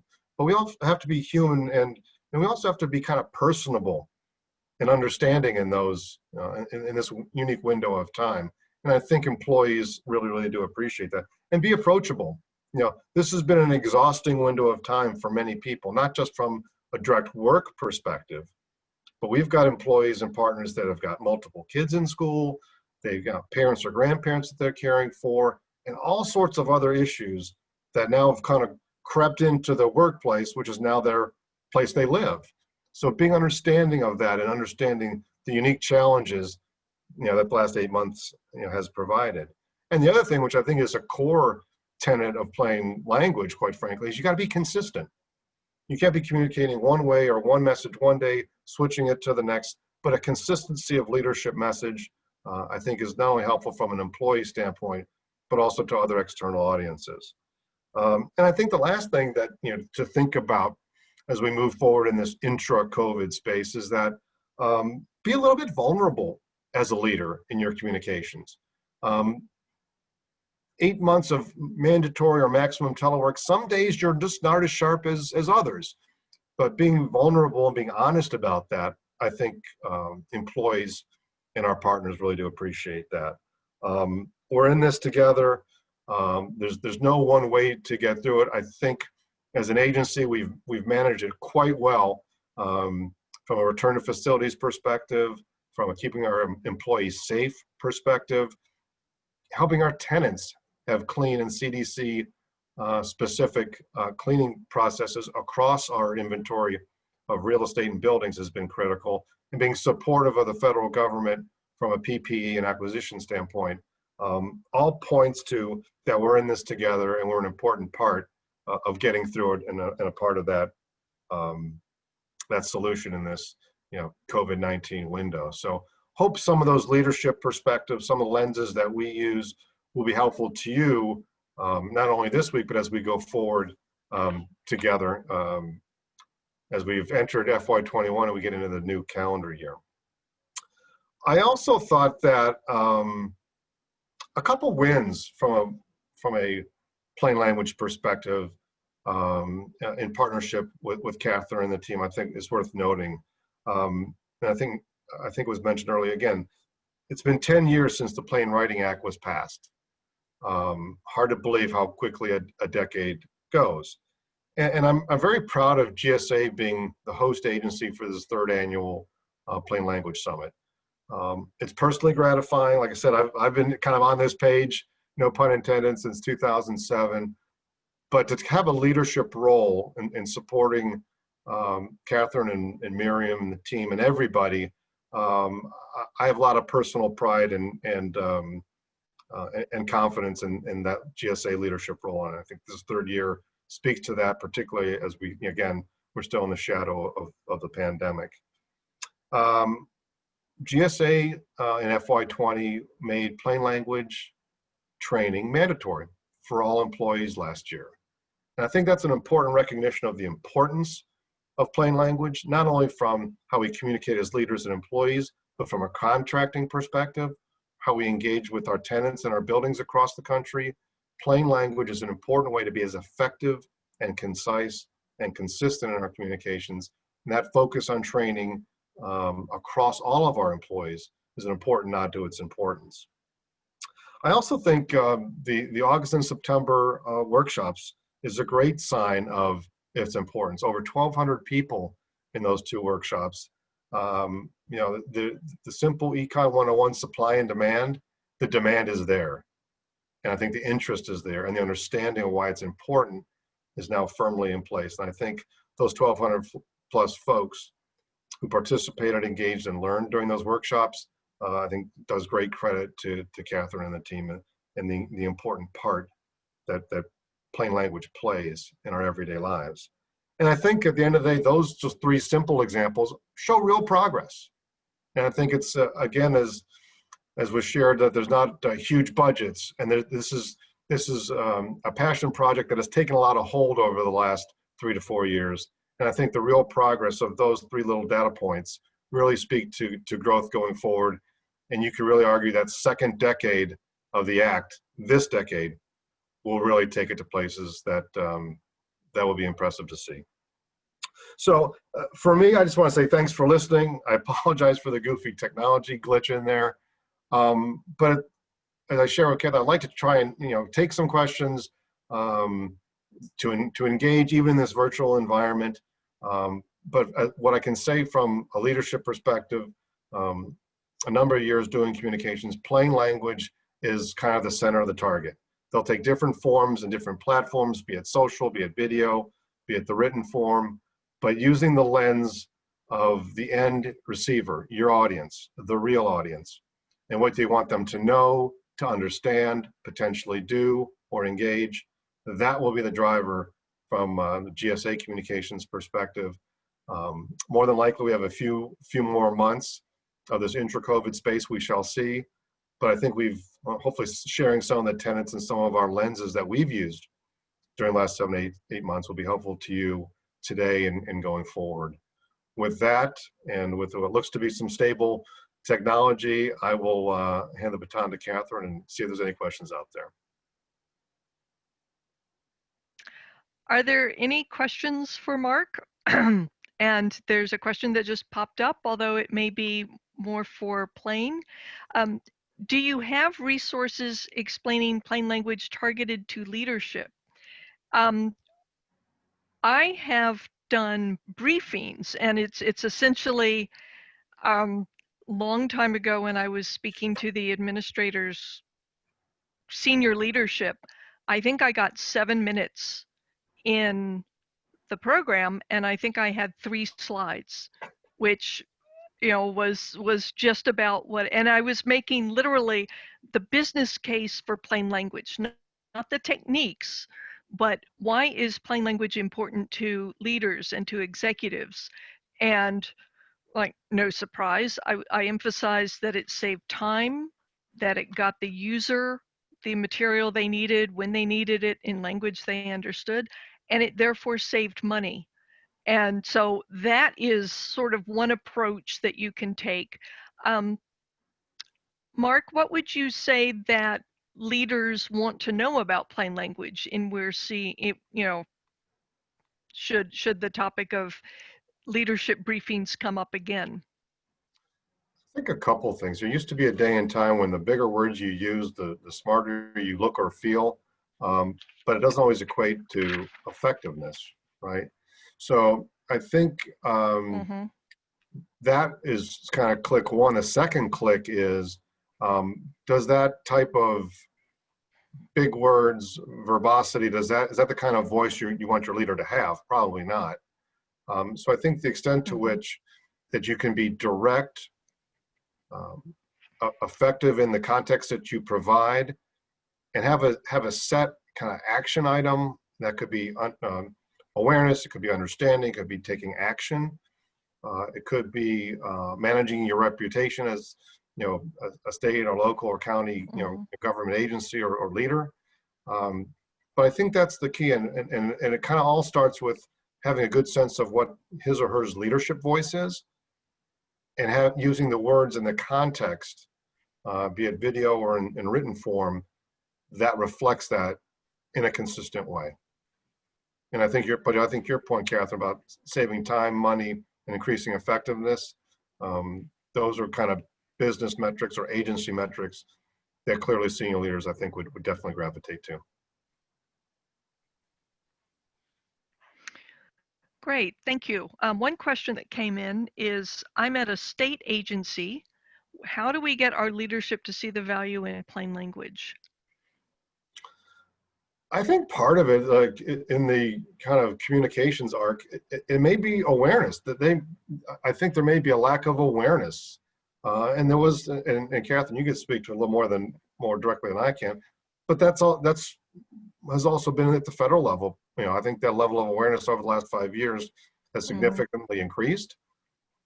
But for the state or locals, that awareness curve, they may be lower on it. And so part of it may be an education process that I think is kind of foundational, that lets you get to the next click. And I'm going to return serve and send it back to you, Katherine, if that makes sense. But that's my feeling, that from a federal perspective, it's got some traction, which has been great over the last 3 to 5, but that traction may not be there in other spots. Well, that's an interesting, I mean, yeah, I like your viewpoint. The thing about the spotty awareness is so often, if you'll forgive the phrase, it turns into a one-person show at an agency. You might have seen that with the federal report card given out by the Center for Plain Language. There's a lot of people doing plain language who left a particular agency and they haven't been replaced. So, I mean, despite the Plain Writing Act. And so that entire issue of who's raising awareness, who's beating the drum, as it were, and sometimes that just disappears. People retire, they take other jobs, whatever, or they no longer have time for that. But that is something that does come up, and a very frightening issue. That is, in fact, one of the reasons why we make the plain community of practice, the plain language community of practice, open to everybody, because there's no state organization of plain language. There's no local. I mean, there's some issues that we've seen them where certain states have plain language initiatives. I think Oregon and Minnesota, and then some cities have plain language laws, and then some, like healthcare systems. There was a point where the plain team was talking to the healthcare system in Washington State, something like that, on the West Coast, and they just wanted, where do we start? And so that's why we made sure that we were open to everybody, because the principles are the same, even if most of our members are feds, which is fine. But you can get this material, and Digitalgov allows us to record things. But so, like the state agencies, you have to start. As for the federal agencies, as Mark said, you have to start showing the business value of plain language.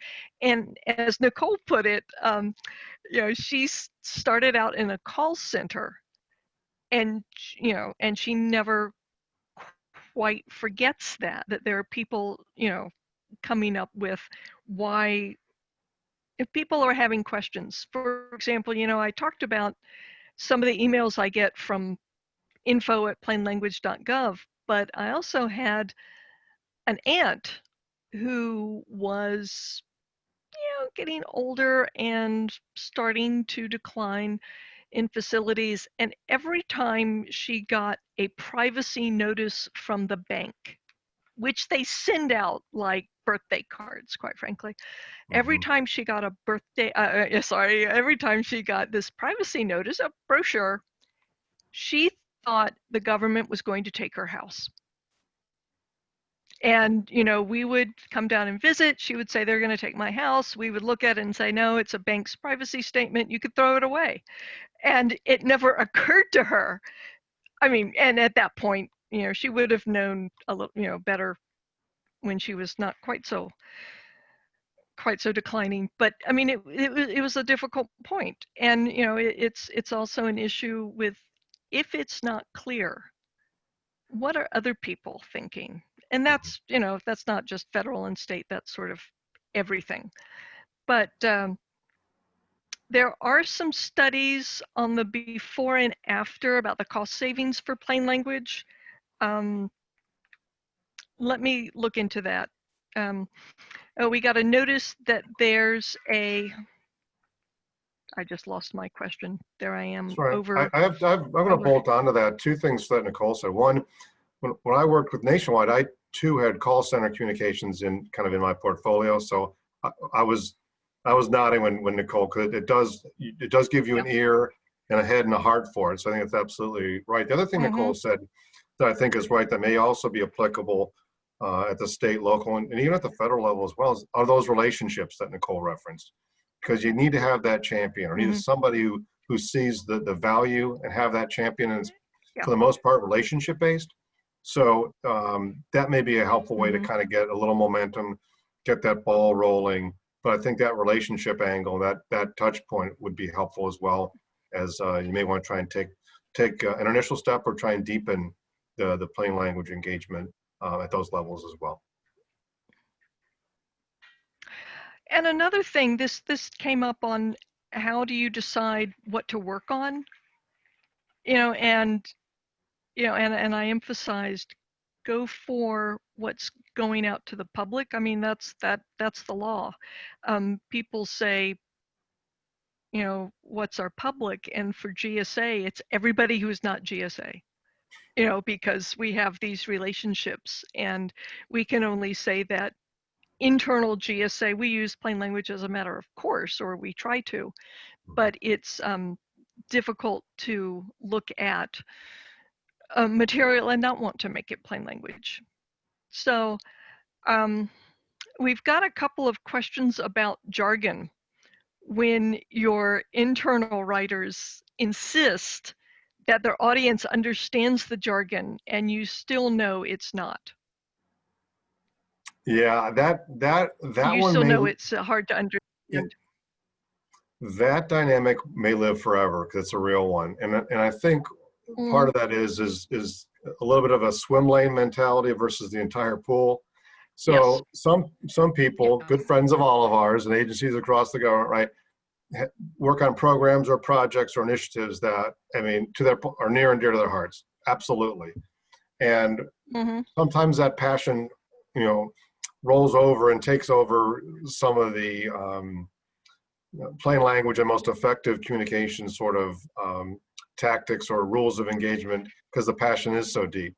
So it's a tough one, and maybe the best way I found, members of our team found, is that there's some level of negotiation and contracting, if you will. You can't have all 53, you know, but maybe you find the most important acronyms and or jargon or specifics to a program or initiative, and maybe find a happy medium that may be satisfying to both. But I don't think that dynamic will ever change.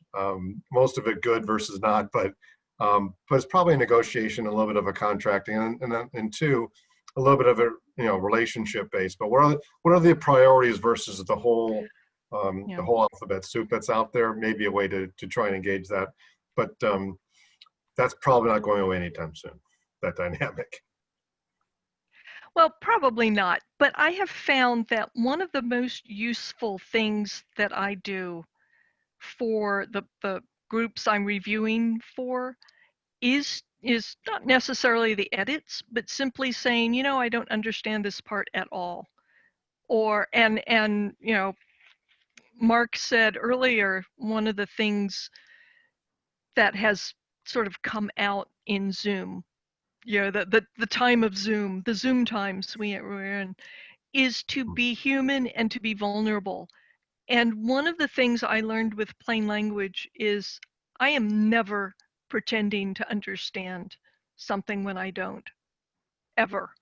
And so when I'm reviewing some of the heavy technology stuff, I say, I don't understand this, or, you know, I totally got lost in this sentence, or whatever. And people have come back and said, well, this is industry standard. And I said, so you are only selling to people who already know, you're not looking after new customers. And while they still didn't accept all of my changes, they did rethink it. And that is one of the issues of saying, and this may not apply across the government, but you can't always talk to experts. Man, that would be great if we could. If we got like a little stamp that said they'll understand all the jargon, we won't have to worry about it. So, but we can't say that. One of the questions that has come up is, I'm getting a little lost here, is Office of the General Counsel, when they want to cite every particular statute. And I think that particular issue is simply, you have to say two things. Number one, people don't necessarily want to read the law. You can link to it. Link to it, don't cite it. And there was a recent talk, and I'm trying to remember where it was, but I think it was a study on how people read. And I think it was given by Bright Talk. It was just one of those free webinars with Kate Moran, I think.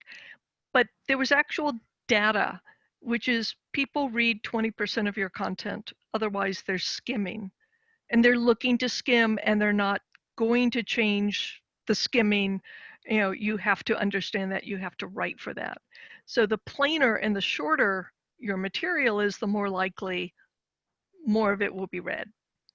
The more you write and overwrite, and the longer everything is, less of it. So I mean, and this came up in some of the discussions on how do we get people to understand. And going back to Nicole, when she mentioned research, look at some of the research. I think Jenny Reddish posted a article about readability formulas and why they don't work. And I will try and get the Bright Talk thing. Let me see very quickly if I can get that on the thing before. On the question of the links, I may not be Catherine, able to. Yeah. That's okay. OGC, or even in general communications, anytime there's more than two links, the red flag goes off, right? Because you get a link or two if they're germane and core or central to whatever the communication is. That makes sense. But when you want to get 5 or 6 different ones, that's like, I'm not, is that respectful of your reader? Is it the respectful of your audience? Then you also have that, again, looking at the narrow audience versus the swim lane versus the entire pool. And that, again, when you're passionate about whatever that topic or issue may be, I don't necessarily say it's a trap per se, but that's a dynamic. But it's also a mindset, right? That's just they're focused in on it, and part of it's just kind of it's a mindset discussion, and hopefully as counselors that could maybe change over time, but give a little bit of that mindset perspective, because not that it's always been done that way, but again, there's a passion for the project, and I want to get everything out there, and that may actually hurt your effectiveness. I was thinking, Mark, that maybe what we need are some, not necessarily tests, but just videos of people reading the stuff. I know that I always read with a pen. I mean, except if I'm reading online. There's also a lot of muttering going on. I can't believe that. Oh, this is too small. Why is this in gray print? Who do they think I am? Do I need my other pair of glasses? Yeah, and to just really convey, I just can't figure out how to set it up. I'm feeling maybe in 2021 we'll have plain language hackathons, maybe, where people will just, a bunch of really brave people, Mark, will submit short text for review and have to sit there and listen to people saying, unbelievable. I can't believe that sentence is 47. Yeah, editor rage is real. No, that's funny you say that, and you get 11 leaders, they're all have kind of a different style, but yeah, when you get to that 13, 14 line paragraph, you're like, oh my gosh, what are we doing here? So, and that too is a mindset. That is part of getting lost in whatever that critical or key message is. Um, and that sometimes that's a tough nut to crack, but that's a mindset thing as well. I once, at a former job, once told someone that I'd edited something for that I hated that person and didn't want to see him for about 7 days. You can talk to me next week. Don't even look at me. If I meet you in the hallway, turn your face to the wall. It was a really overwritten, horrible document. Well, here's what's funny, right? Here's a universal truth. Everyone's an editor. I am, Katherine is, everyone, all the 500 people on this call, because everyone has a perspective, a point of view, a thought or two, and it's just a human nature thing. Well, let me get in on this thing. Let me see what I, so. Yeah. And that's the blessing of the curse of the communicator, as well as the leader, as well as the audience who receives it. The whole world's an editor, and that's good and bad. It's also with the curse of knowledge that Steven Pinker has explained so well that, I think the more we know, the more we realize how little we know, which I guess is good. But, there are times when I see things and think, oh, yep, curse of knowledge totally working here. And that, right, and that's why short, crisp, concise communications takes a long time. The other universal truth is, hey, you work your magic. Can you turn that around in an hour or two? Right? I think we've all experienced that, and that too is just another a universal challenge. Well, that's an excellent point where people don't see the work that and the thought that goes into it. It's invisible. The invisible editing. You give it to me, I give it back to you, and there's a ton of comments on it, or suggested edits or whatever. But this is why I was thinking maybe a good negotiation point between the owners and the reviewer is to say, look at you have to sit with me for 15 minutes, over Zoom, more Zoom, sorry guys, and listen to, okay, this paragraph is way too long, or why isn't this in alphabetical order, or why isn't this a bulleted list?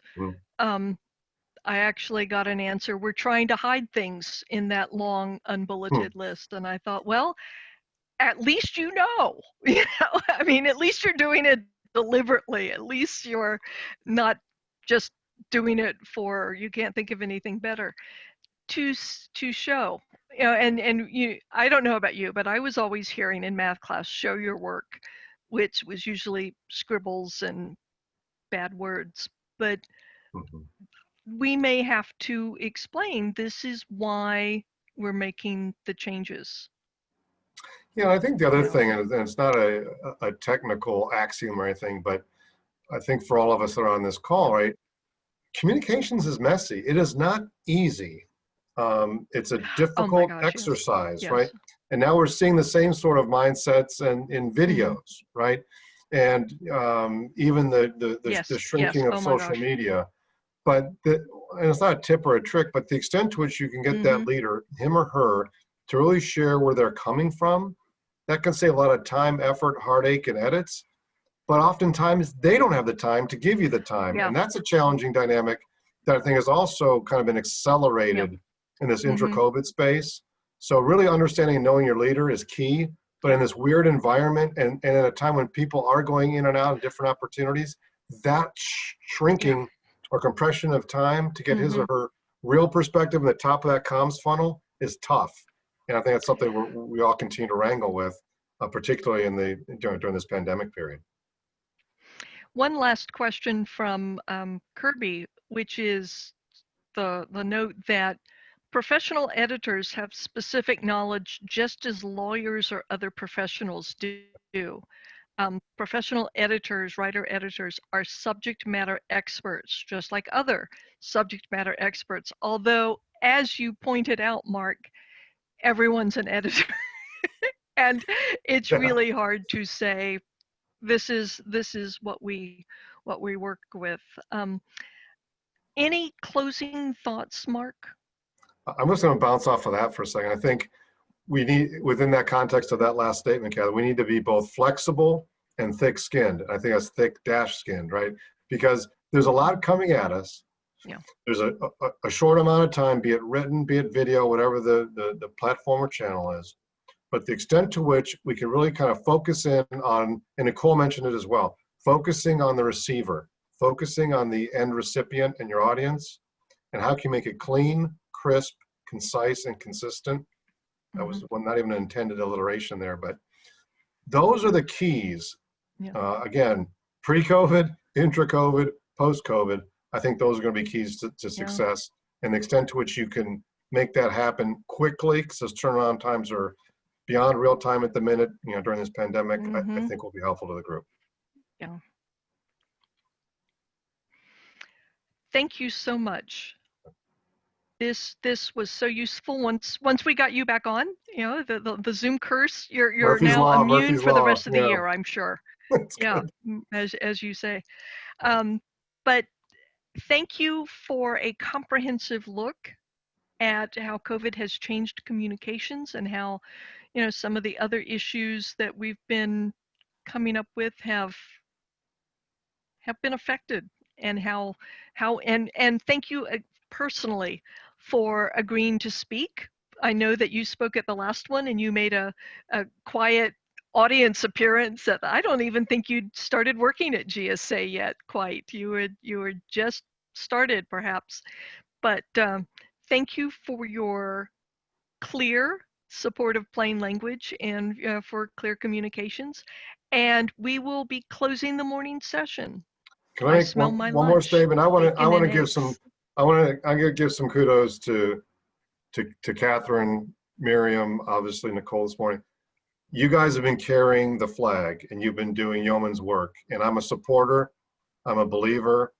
I'm a champion. I know it's important. I know it makes a difference, and it's making a difference in this, again, this interesting pandemic time we're in. But I want to thank you, your team, and then the committee putting on the summit, because it's really important work, not only for our colleagues and our agency customers, but for the American people and public as well. There's no such thing as the perfect communication, but we're taking steps to get there, and I want to congratulate you and the team. Thank you so much, Mark. Appreciate it. Appreciate your support. Thank you. And thank you for everyone who's joined. I don't know if you're joining us for the afternoon session. I certainly hope so. Gabby and Alex, I'm going to turn it over back to you